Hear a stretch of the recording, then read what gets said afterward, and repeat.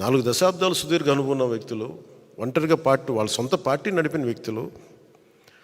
ఒక్కోసారి ఎట్లా ఉంటుందంటే పొత్తు ఆ సైజు వ్యక్తులకి ఒక ఇరుకు చొక్క అథారిటీకి దారేదులో చెప్తూ ఉంటాం. ఒక బలమైన వ్యక్తికి సరిపోయిన కోటేస్తే కొంచెం ఇరుగ్గా ఉంటుంది కదా, టైట్గా ఉంటుంది. అలాగే ఒకసారి పొత్తు ఆ స్థాయి నాయకులకి చాలా ఇబ్బందిగా ఉంటుంది ఒక్కోసారి. కానీ వాస్తవాలు వేరుంటాయి,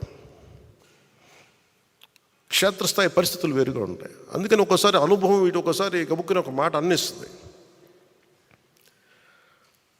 లోకేష్ గారు ఆ రోజు మా నాన్నగారు ముఖ్యమంత్రి ఎన్ని అన్నా కానీ ఇవన్నీ నేను ఎందుకు దాన్ని పెద్ద మనసుతో వదిలేస్తానంటే, ఒక పార్టీని 3 దశాబ్దాలు నడిపి 3 సార్లు ముఖ్యమంత్రులుగా ఉండి అలాంటి కుటుంబం నుంచి వచ్చిన వ్యక్తులు సహజంగా గబుక్కుని ఒక మాట వచ్చేస్తుంది. దాన్ని రాష్ట్ర ప్రయోజనాలను దృష్టిలో పెట్టుకొని జగన్ అనే వ్యక్తి ఇంకొకసారి వస్తే రాష్ట్రం అధోగతికి పాలవుతుంది అన్న ఒక్క ఆలోచన నన్ను చాలాసార్లు రెస్పాండ్ కానివ్వకుండా చేస్తుంది. వాళ్ళు అలా మాట్లాడారు కదా, మీరు ఇలా మాట్లాడచ్చు కదా అంటే అదే కదా తేడా అని చెప్తాను నేను.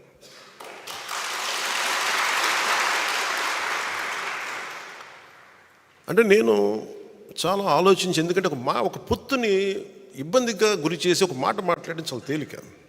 నేను అది ఈ రోజున మాటిస్తున్నాను. రిపబ్లిక్ డే రోజున ఎన్ని విపత్కరమైన పరిస్థితులు వచ్చినా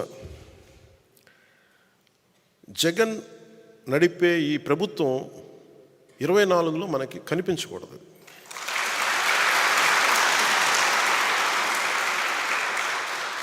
నాకు వ్యక్తిగతంగా జగన్ గారి మీద కక్ష లేదు, నాకు వైఎస్ జగన్ గారి మీద.